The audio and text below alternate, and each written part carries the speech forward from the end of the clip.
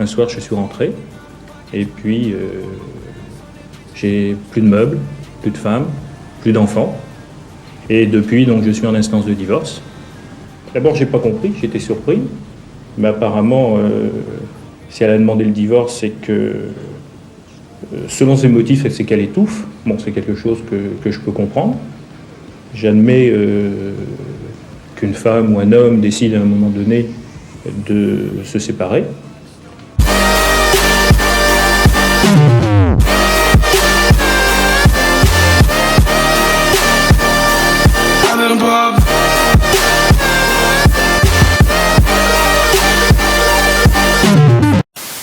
What's poppin'? J'espère que vous allez bien. Vous êtes nombreux à m'avoir posé des questions sur Instagram en vue de la FAQ que je préparais. Mais au final, vous m'avez donné des idées. Du coup, ça m'a permis de faire des sujets vidéo, en fait, en quelque sorte. Donc, je vais essayer de répondre, en fait, par étapes.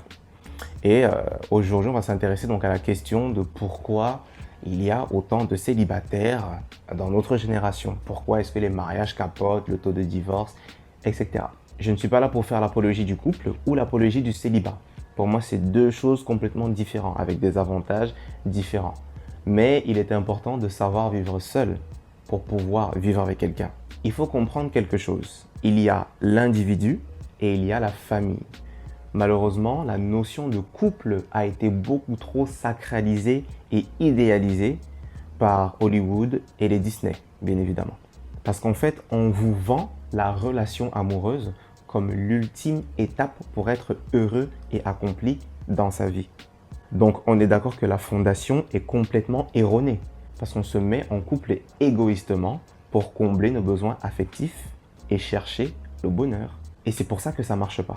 Parce qu'un être humain est incapable psychologiquement de ressentir la même chose, de désirer son partenaire de la même façon pour l'éternité. L'harmonie dans un foyer est liée à la stabilité familiale. Si on remarque bien, à l'époque de nos parents et même chez les animaux, la notion de couple avait pour but la survie de l'espèce. C'est pour ça que les rôles étaient bien clairs et définis à l'époque. L'homme devait subvenir aux besoins de sa famille en apportant une stabilité financière, mentale, physique. Et la femme, de par sa douceur naturelle, apportait une stabilité émotionnelle et s'occupait du foyer. Donc en soi, quand on observe bien, le couple n'a jamais été focalisé sur lui-même. Parce qu'après un certain temps, tu n'as plus grand-chose à découvrir de ton partenaire. C'est un objectif commun qui renforce le couple. La construction d'un héritage ou même la création d'un projet qui va vous rapprocher après la phase de la passion, qui n'est rien d'autre que la découverte. Mais si le sentiment amoureux prend le dessus sur tout, sachant que les émotions sont changeantes, c'est normal que ça ne dure pas. La réalité du couple, c'est parfois la routine, l'ennui, l'habitude, les disputes, etc. Mais comme on se base sur l'étincelle, sur le coup de foudre, à un moment donné, quand la foudre nous touche, on s'en va. Donc du coup, si quelqu'un vous dit qu'il se lasse très vite, c'est parce que la relation n'avait pas de réel but, à part satisfaire ses besoins personnels. L'argent conditionne-t-il le bonheur? C'est la question principale du bouquin rédigé par Benjamin Etundi intitulé Vice Versa. Ce bouquin est uniquement disponible en ligne sur les sites d'Amazon, Cultura et la Fnac. Tout est dans la description. Alors, qu'attendez-vous pour l'acheter?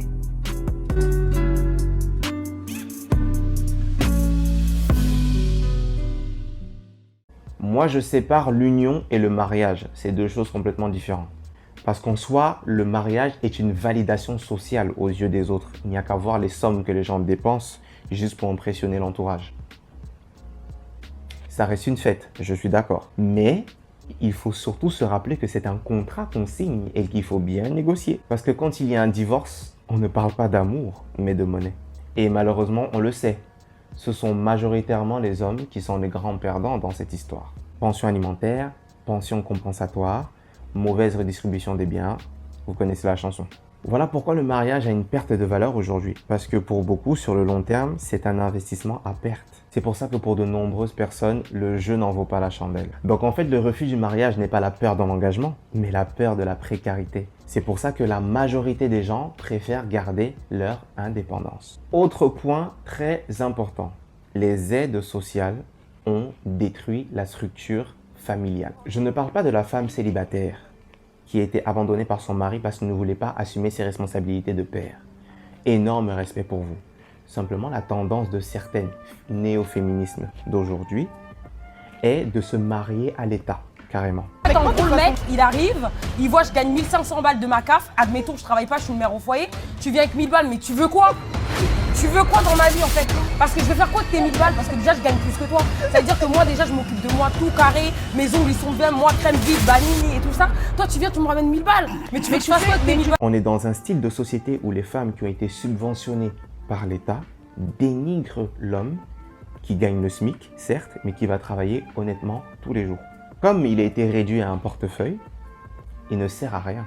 Donc, on a une certaine vague de « je n'ai pas besoin d'un homme, mais je veux des enfants ». On oublie les valeurs, l'éducation, la discipline, tout ce qu'un homme peut aussi apporter dans un foyer. Bref, heureusement qu'il reste encore des femmes lucides. Quand tu fréquentes une personne, tu sais, l'exemple, la personne avec qui je suis actuellement, au début, c'était pas une personne qui était autonome.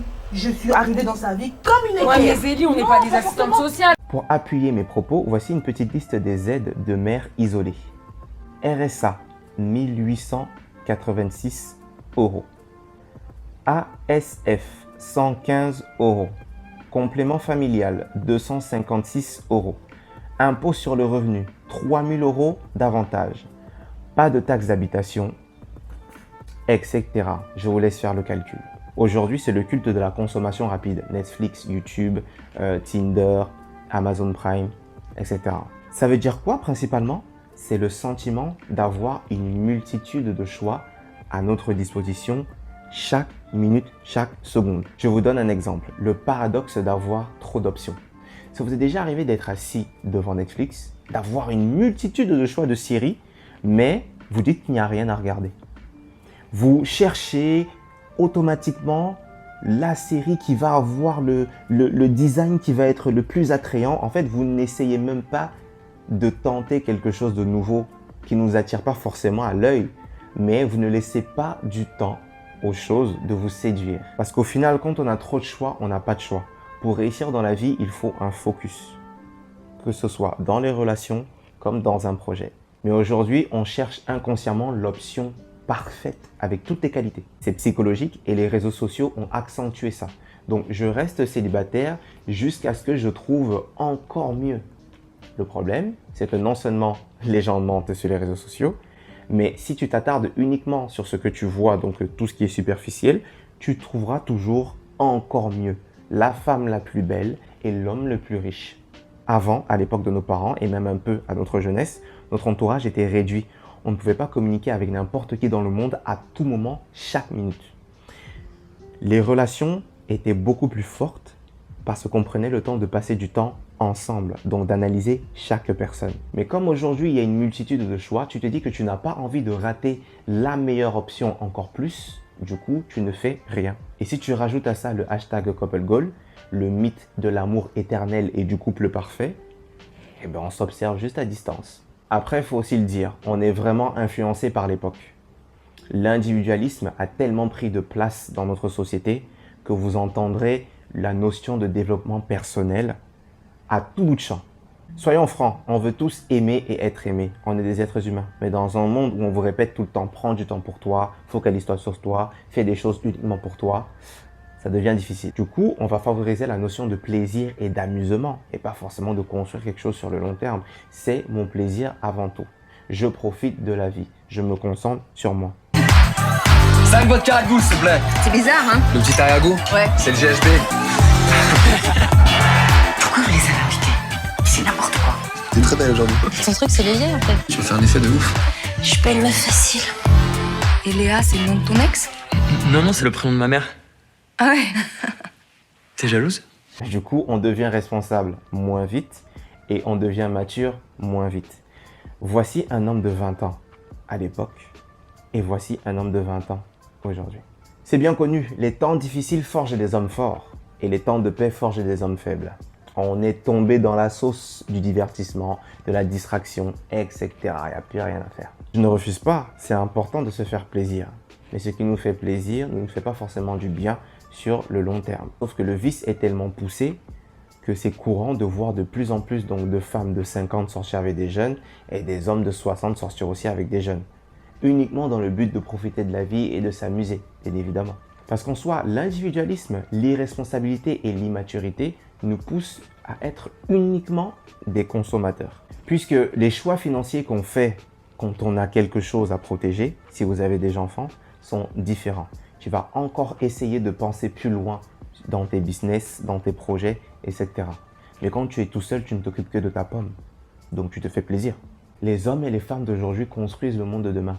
Mais que se passera-t-il si on néglige notre descendance? En soi, l'être humain se construit par la famille, mais aussi la société et l'environnement dans lequel il vit. Basique.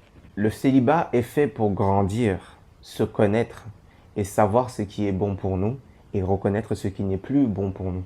Donc prenez toujours votre vingtaine pour vous construire et vous développer. Simple. J'ai pas de phrase de chute cette fois-ci. Prenez soin de vous, sérieusement. À plus.